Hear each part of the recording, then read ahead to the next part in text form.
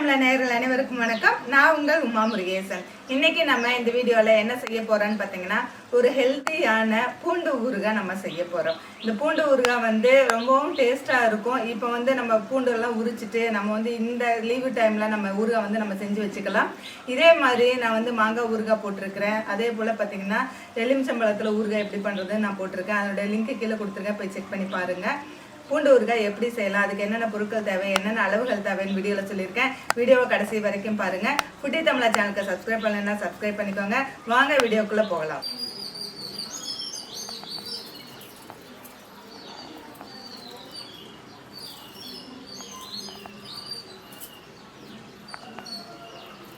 இப்போ நம்ம 1/2 கிலோ வெள்ளை பூண்டு எடுத்திருக்கோம். அதை நல்லா உரிச்சிட்டு நல்லா கழுவிட்டு நல்லா துண்டு டவலில் போட்டு உணக்கி எடுத்துட்டு வந்திருக்கோம்.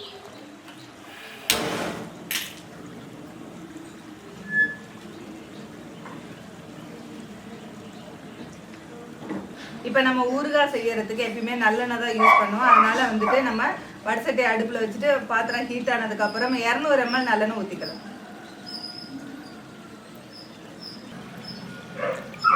ஆயில் சூடானதான் நம்ம கிளீன் பண்ணி வச்சிருக்கிற வெள்ளைப்பூண்டை போட்டு வதக்கிக்கலாம்.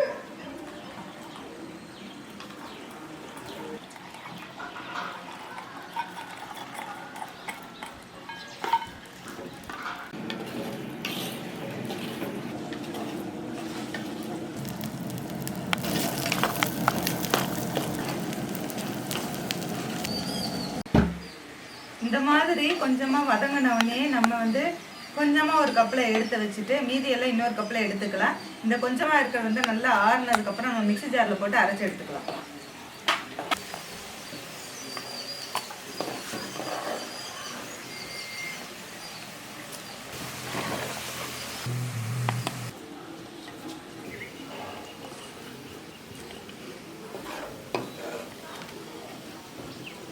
இப்போ நம்ம பூண்டெல்லாம் எண்ணெயில் நல்லா வதக்கி எடுத்தாச்சு. எடுத்ததுக்கப்புறம் அதே எண்ணெயில் நம்ம 2 டீஸ்பூன் கடுகு சேர்த்துக்கலாம்.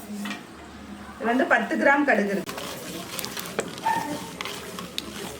கடுகு பொரிஞ்சதும் நம்ம 5 கிராம் வெந்தயத்தூள் சேர்த்துக்கலாம். இந்த வெந்தயம் பார்த்தீங்கன்னா வடசட்டியில் நல்லா எண்ணெய் இல்லாமல் வறுத்து எடுத்து அதை மிக்ஸி ஜாரில் போட்டு அரைச்சி எடுத்து வச்சுருக்கோம். இது ஊறுகாய் இந்த மாதிரி புளிக்குழம்புக்கெல்லாம் தேவைப்படுங்கனால கொஞ்சம் நிறையவே அரைச்சி எடுத்து வச்சுக்கலாம். இதில் 5 கிராம் வெந்தயத்தூள் சேர்த்துக்கலாம்.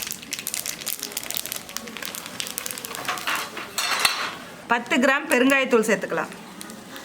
2 டீஸ்பூன் பெருங்காயத்தூள், 1 டீஸ்பூன் வெந்தயத்தூள்.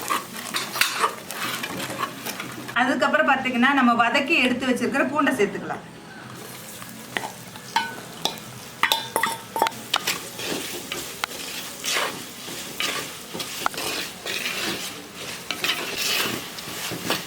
ஏற்கனவே பூண்டு நல்ல எண்ணெயில் வதக்கி இருக்கிறோம். அப்படி வதக்கும் போது ரொம்ப நாள் வச்சுக்கலாம். நல்லா வதக்கி எடுத்துருக்குறோம். நம்ம அது கூட நம்ம அரைச்சி வச்ச பூண்டையை சேர்த்துக்கலாம்.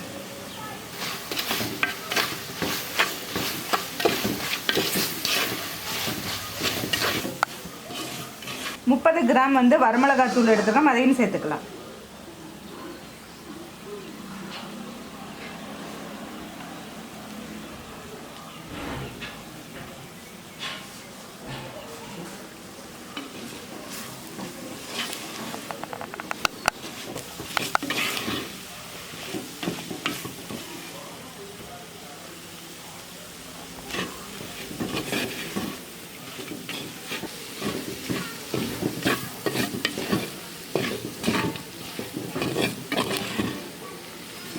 நம்ம இந்த மாதிரி மண் சட்டியில் நம்ம ஊறுகாய் தாளிக்கிறோம், இல்லை எது செய்கிறதா இருந்தாலும் மண் சட்டி நல்லா சூடானதுக்கப்புறம் அடுப்பை ஆஃப் பண்ணி வச்சுட்டு நம்ம சேர்த்துக்கலாம்.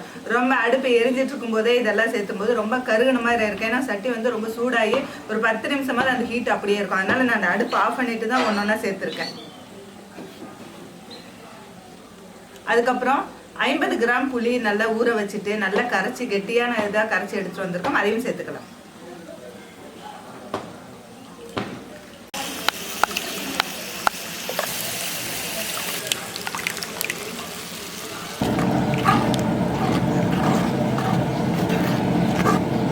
அடுத்தது தேவையான அளவு உப்பு சேர்த்துக்கலாம்.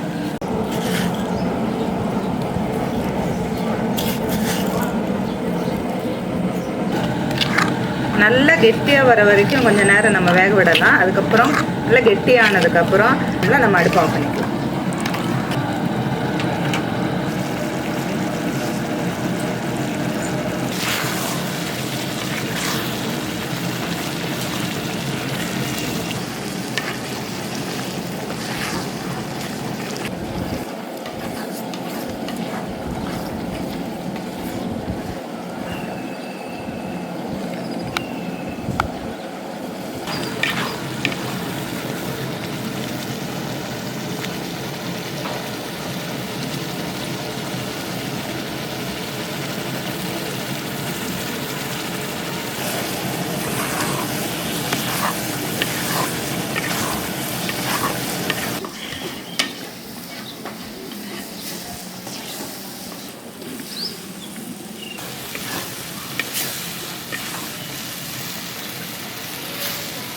இப்போ வந்து நல்லா திக்காய் வந்துருச்சு. இப்போ இதில் இருக்க எண்ணெயில் கொஞ்சம் மேலே வருது. நம்ம மண் சட்டிங்கும் போது கொஞ்சம் முன்னாடியே ஆஃப் பண்ணிக்கணும், அடுப்பு ஆஃப் பண்ணிக்கணும். அப்போ தான் வந்து அந்த ஹீட்லேயே இன்னும் கொஞ்சம் ட்ரை ஆயிடும்.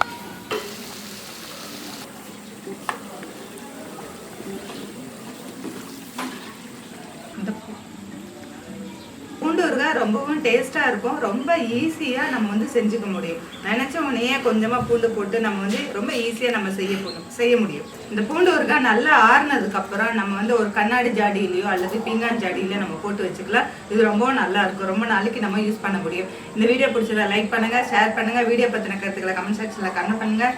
ஃபுட்டி தமிழா சேனலுக்கு சப்ஸ்கிரைப் பண்ணனா சப்ஸ்கிரைப் பண்ணிக்கோங்க. மீண்டும் அடுத்த வீடியோவில் சந்திக்கலாம்.